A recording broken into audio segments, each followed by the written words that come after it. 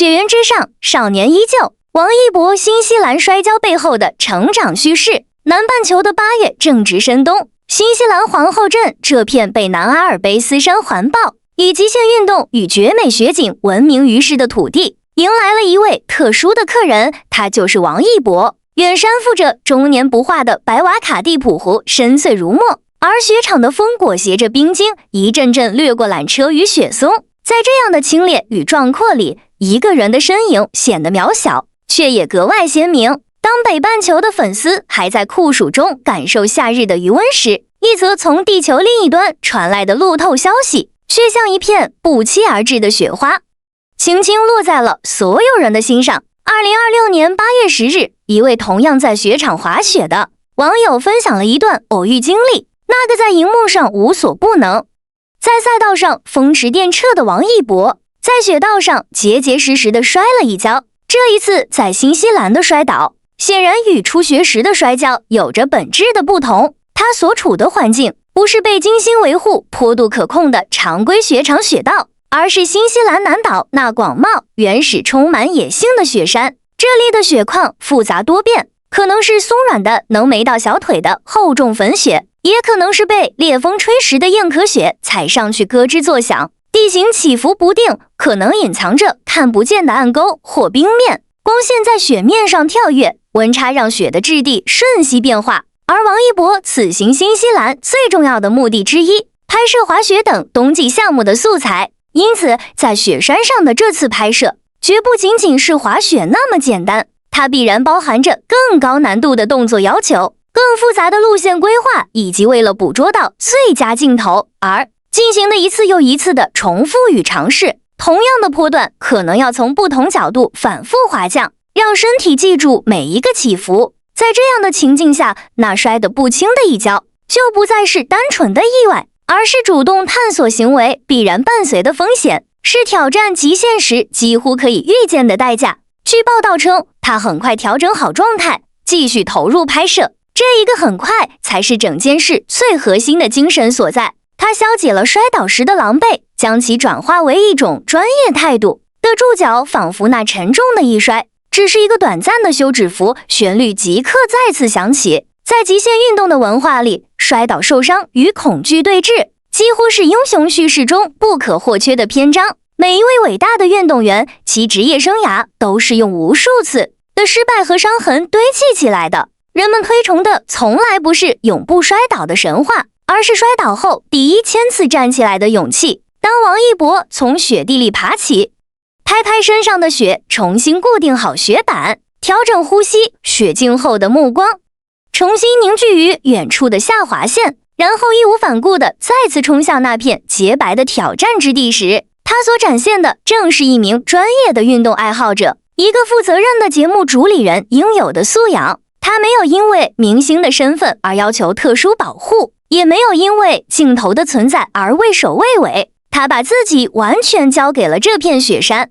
用身体去感知坡度的变化，用意志去征服起伏的雪包。这种不服输的劲头，与他在摩托赛场上摔车后扶起赛车继续完赛，在舞蹈排练室里为一个动作反复练习到深夜，如出一辙。不同的领域，同一种倔强，粉丝们的反应也构成了一幅动人的情感光谱。那份心疼是看到自己真实之人受苦的本能反应，是人世间最朴素也最真诚的共情。它无关偶像身份，更像是家人或挚友看到对方受伤时心被揪了一下的感觉。而当知道他又迅速站起继续拍摄后，那随之而来的更为深沉的情感是骄傲。这种骄傲不是源于他取得了多么光鲜亮丽的成绩，而是源于他摔倒后再站起来这个行为本身。在粉丝眼中，这早已不是一次简单的运动意外，它成了一个关于成长的鲜活隐喻。雪地上那一团被砸出的印痕，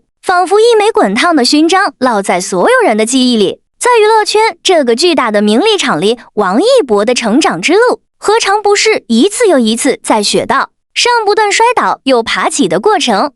从初回国发展时的默默无闻，到抓住机遇崭露头角，从在表演领域被质疑，到凭借一个个角色证明自己，让观众记住那些或冷峻或炽热的眼神，从被贴上各种标签到一次次用行动将其撕下，他面对的非议、承受的压力、走过的弯路，就如同隐藏在社会丛林下的坚硬冰面和陡峭坡道，每一次跌倒都足以让人心生退意。但他选择了和滑雪场上一样的应对方式，沉默地爬起来，拍掉身上的尘土，继续专注于眼前的路。他很少在公开场合抱怨或诉苦，所有的艰难困苦似乎都被他内化为下一次出发的力量，就像雪道上的摔倒，只留在风声里，不留在言语中。这种高度一致的知行合一，让粉丝将对他的爱从具体的作品和颜值升华到对一种人格精神的认同。因此，当新西兰雪原上那个摔倒又站起的身影传来，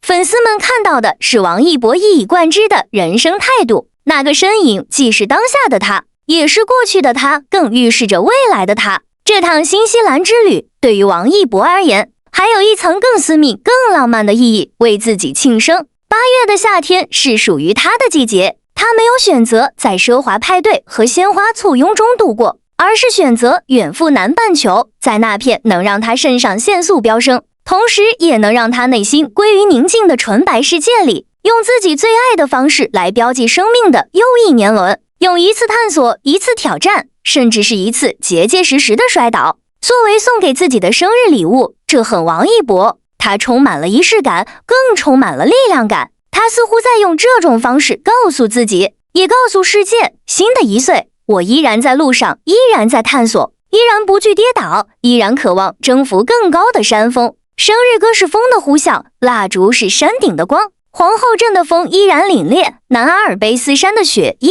然深厚。对于王一博来说，这次滑雪摔跤或许只是他漫长而精彩的探索生涯中一朵微不足道的小小浪花。他会很快忘记疼痛，但那种在逆境中瞬间启动，重新掌控身体的肌肉记忆，会沉淀下来，成为下一次临危不乱的资本。然而，对于无数关注着他、爱着他的人们而言，这朵浪花却映照出了一片广阔而深刻的精神图景。它让人明白，所谓偶像，或许不只是一个永远光鲜亮丽的完美符号，更可以是一个活生生的人。他会摔倒，会狼狈，会疼痛，但他更会用最坚决的姿态重新站立起来，用沾满雪粒的背影告诉你，没关系，我们继续。那个背影比任何奖杯都更能给人以力量，摔倒在雪道上，站起来继续前行。这就是王一博一路成长的缩影，也是一种能被所有人共享的